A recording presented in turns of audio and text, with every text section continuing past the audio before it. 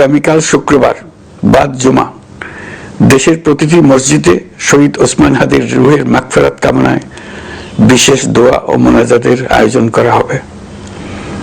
আপনারা তাতে শরীক হন। অন্যান্য ধর্মের উপাসনালয়গুলোতেও আয়োজন হবে বিশেষ প্রার্থনার। আমি বিশেষ কৃতজ্ঞতা জানাই সিঙ্গাপুর সরকারের প্রতি,